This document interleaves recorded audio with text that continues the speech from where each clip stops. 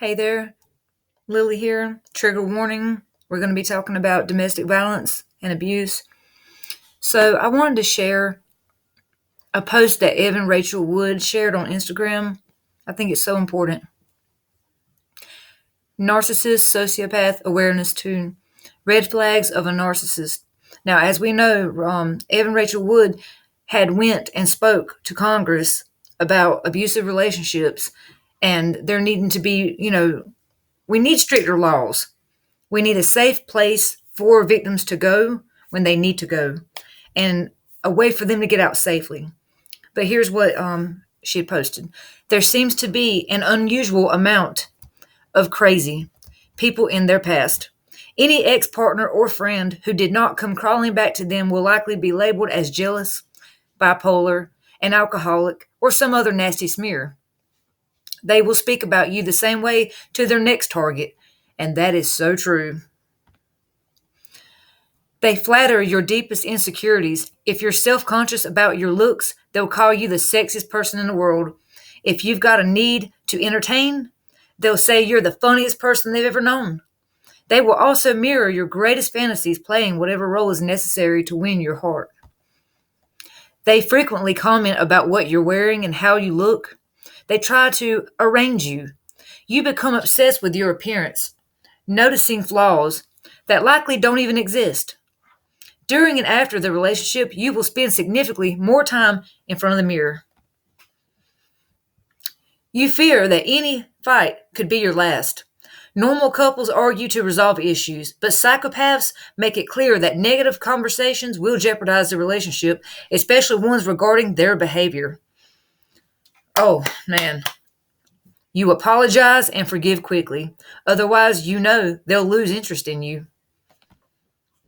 They are obsessed with humiliating successful.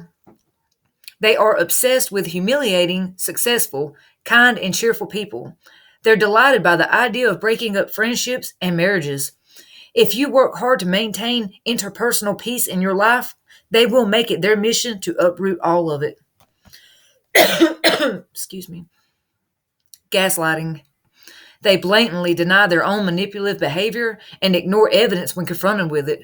They will become angry if you attempt to disprove their delusions with facts.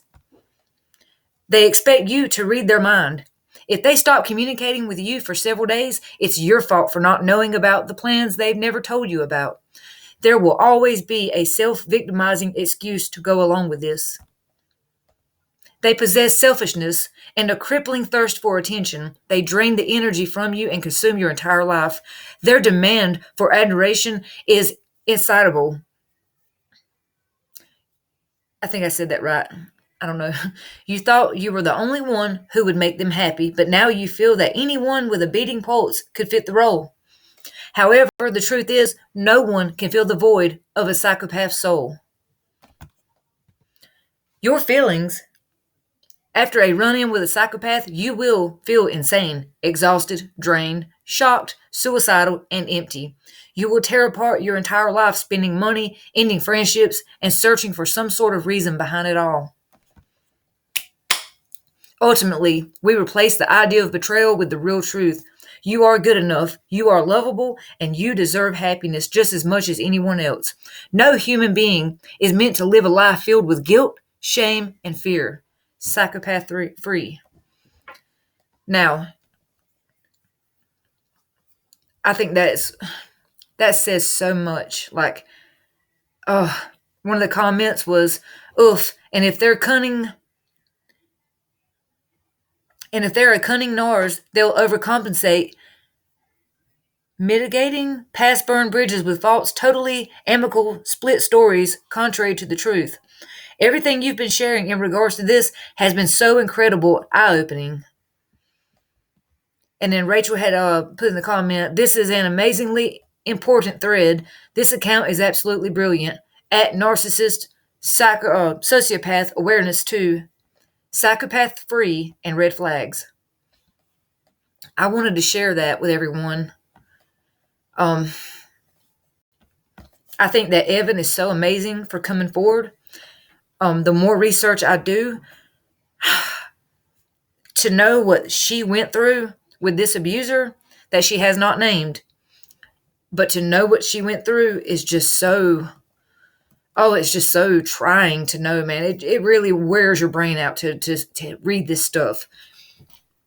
But we need to know, and we need to share awareness about it. Because, like they say, like she was saying, and I've said it too, you feel like you owe this person. You feel like you're supposed to please this person, but it'll never be enough. And it's never enough. Like they do bad things to you, and you feel like you feel pride for giving in and doing these things for this abuser. You know, just like where Esme was talking about, she was hit in the back for art. She felt so prideful when doing it. You know, she felt so good to be doing this for her abuser for art. But then come to find out, it was abuse. It wasn't art. It was just so the abuser could get their rocks off. And that was it. If your first question is why the hell did she stay, instead of how the hell could he hit her, then you are part of the problem that silences victims and protects their abusers. Exactly. Nikita Gill wrote that. They stay, they bide their time, they keep their children safe, they balance poised on the front lines, hypervigilant and patient in a constant, what we don't know about domestic violence can kill. Psychopaths are parasitic, emotionally stunted, and incapable of change. Once they are gone from your life, you will find that everything begins to make sense again. The chaos dissipates and your sanity returns. Things will be normal once again.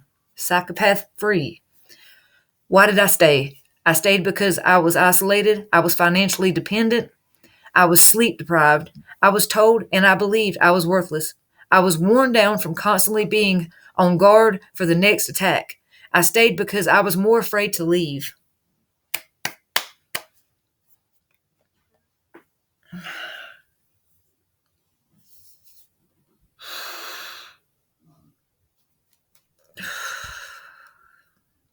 I'm sorry, 2020 has me so emotional.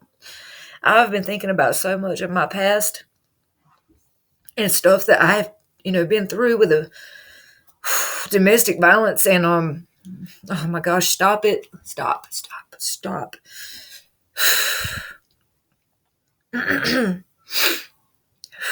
Okay. That was Evan Rachel Woods' Instagram account.